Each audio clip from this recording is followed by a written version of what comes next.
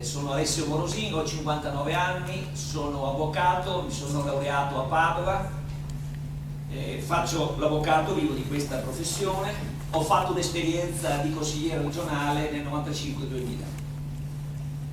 Sono un lavoratore come voi.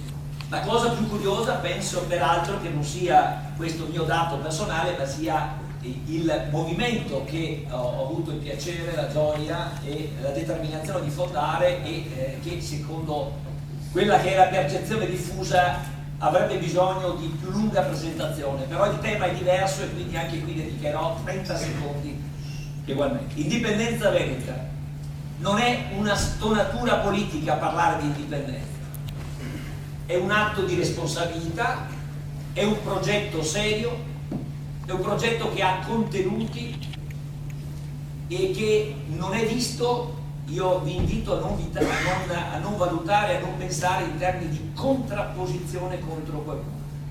Abbiamo superato culturalmente il tema di Roma ladrona, siamo al tema del Veneto che propone. Un Veneto che vuole nell'interlocutore italiano un soggetto col quale confrontarsi. Quindi l'Italia e Roma in particolare non è un nemico, ma è il Veneto da scoprire e da valorizzare. Quindi Indipendenza Veneta si caratterizza per una visione, se volete nel senso francese del termine. Una giornalista un giorno dopo un'intervista mi ha detto, colpita in modo positivo dei miei argomenti, dice: ma lei Morosini è affascinante per quello che dice, ma è un visionario. E io le ho detto sì, lei ha ragione, io sono un visionario nel senso francese del termine, che ho una visione, che ho un progetto, un qualcosa di valido da proporre, di alternativo. E quindi è un cambio culturale che io rappresento a voi in questa sintesi di commento per intervenire sui temi che volete siano trattati. Un cambio quindi di visione, non un sogno. Io sono una persona estremamente razionale e come voi sono abituato a trattare problemi nella loro crudezza e nella loro manifestazione quotidiana. Difficoltà, sono chiamato a risolvere problemi e a dare risposte. Quindi lungi da me e da tutti noi, dal mio movimento, una etichetta di sognatori, di improvvisati o di qualcosa di analogo. O non ci pensi qualcuno come noi siamo una presenza occasionale in questa competizione.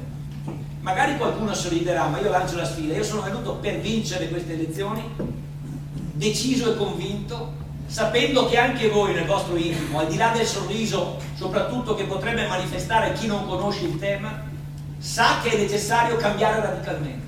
Ed è la frase che avete citato voi per ultimo. Bisogna avere il coraggio di cambiare con un progetto, però un progetto che apre al mondo e non che chiude, un progetto che vede lontano e che ovviamente non vuole moldare al Veneto una prospettiva provinciale. Una battuta e chiudo su questi argomenti. Ilvo Diamanti in un recente sondaggio scientifico ha verificato che in Veneto il 58% delle persone, quindi anche tra di voi dovrebbe esserci questa media, se fossero chiamati a votare sul tema serio dell'indipendenza il 58% risponderebbero sì.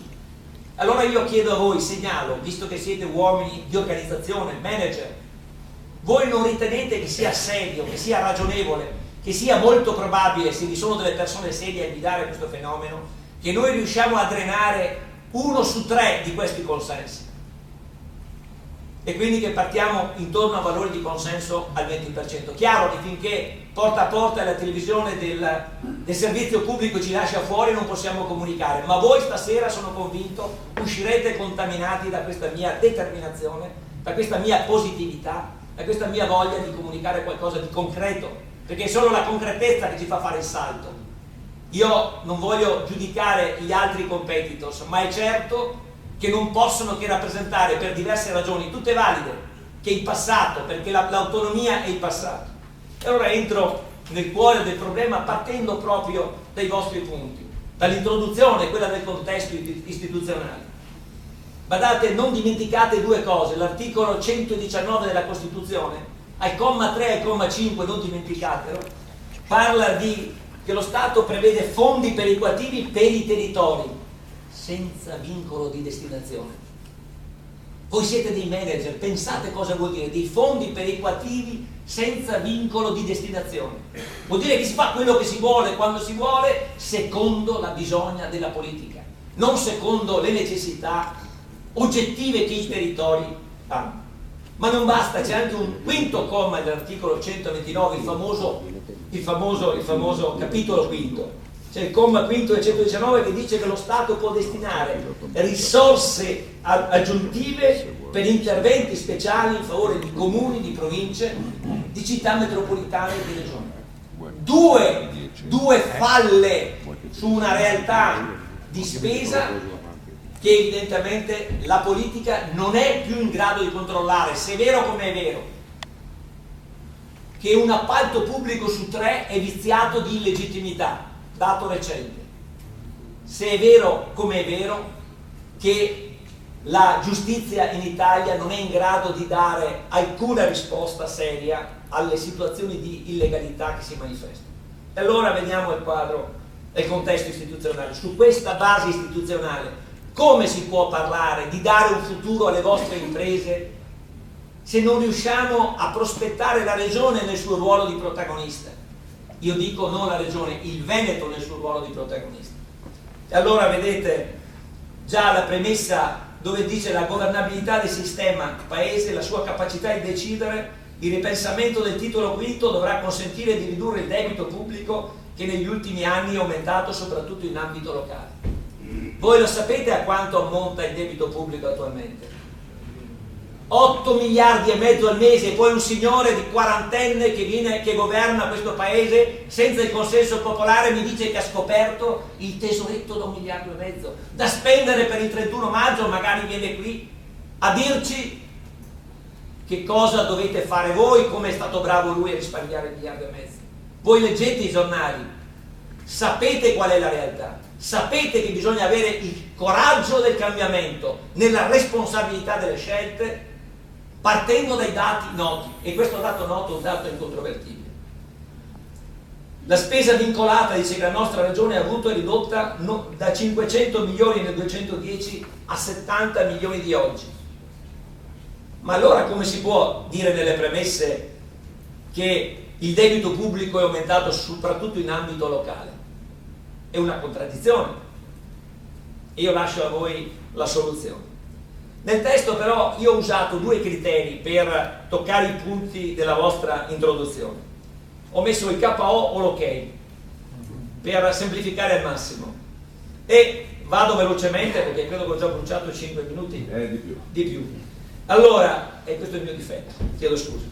Allora sul fisco ho scritto un bel KO, perché non è pensabile che un manager, colui che ha la responsabilità della conduzione dell'azienda, non capisca che assieme alla burocrazia, che oltre a quella italiana adesso è diventata anche quella europea, la fiscalità non sia il momento vitale delle scelte anche di programmazione. Innanzitutto una fiscalità che rincorre l'imprenditore. L'imprenditore è colui che assume il rischio dell'impresa, non colui che assume il rischio dello Stato. Qui voi avete, oltre al rischio dell'impresa, il rischio dello Stato, uno Stato che strada facendo vi appesantisce la schiena, vi mette sulle spalle, vi mette sul tavolo atti normativi illeggibili, insensati, per i quali neanche più gli specialisti, gli esperti sono in grado di dipanare il quadro, che vi mette in posizioni crescenti, irragionevoli, che poi i tribunali una volta annullano, una volta approvano. Dove state lavorando? Dove stiamo andando? Come si può cambiare la prospettiva di questa regione se viviamo un rapporto così confuso, così intricato? Mi pare di essere in mezzo a quella realtà delle mangrovie dove non si sa dove sia il ramo e dove sia la radice. Siamo nella babele istituzionale, nella confusione normativa. Ma badate, io dico questo con la positività e la razionalità che il pensiero mi contraddistingue. Non è polemica la mia, è la lettura, la fotografia di una realtà che voi meglio di me conoscete. Siamo in 10 minuti, lo ricordo. Rubo un secondo allora. L'ok ancora sul governo del territorio. Avete espresso in modo veramente molto intelligente queste considerazioni sulla semplificazione dei procedimenti di pianificazione, sul coinvolgimento dei cittadini, sulla messa in sicurezza degli abitati e quant'altro. Quindi condivido, sono molti gli ok che ho posto sulla vostra L'agenda digitale straordinaria è un punto fondamentale, quindi una grande condivisione di questo punto.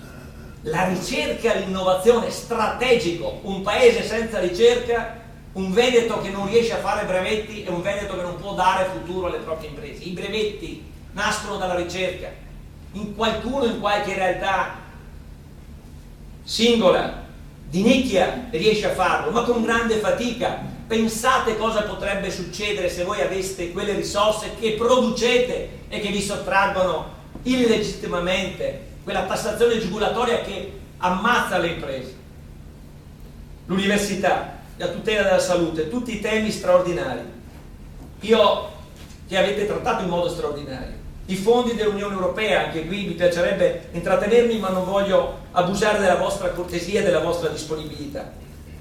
La questione del turismo, eccezionale strumento per dare uno sviluppo a questo territorio. È la nostra, come diceva chi mi ha preceduto, è il nostro petrolio, ma finora io l'ho visto dimenticato laddove si trova. 7 pillole per chiudere dei miei appunti che ho lasciato anche al vostro ufficio comunicazione. La competitività, lo diceva chi mi ha preceduto, questa regione è al 158esimo posto su 262 regioni.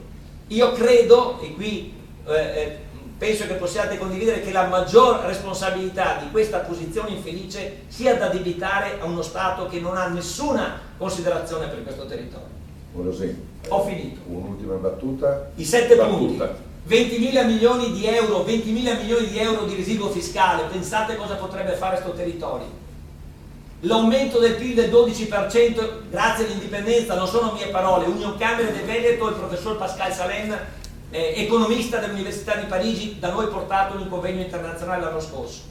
Le tasse del 68,7% potrebbero, secondo studi seri, essere portate in un Veneto indipendente al 30%, non è una favola. Qualcuno, ingannando, parlava di una flat tax al 15%, per carità. Serietà anche in queste cose, non populismo. Il Made in Veneto, eccezionale, non è male il Made in Italy, ma il Made in Veneto sicuramente, se conosciuto, darebbe una spinta in più. Il quinto punto, io credo che oltre bisogna coniugare il PIL con il FIL, e oggi ho avuto il piacere dal Corriere del Veneto che c'era questo abbinamento, si parla del BES, il benessere equo e solidale. Il sesto punto, l'università e la ricerca, per noi è fondamentale. Il settimo, i fondi europei. Coniugate il vostro impegno con molta determinazione, e voglio chiudere con la frase che avete dato voi prima: non dubitate che un piccolo gruppo di persone determinate possa cambiare il mondo. L'avete detto voi, grazie.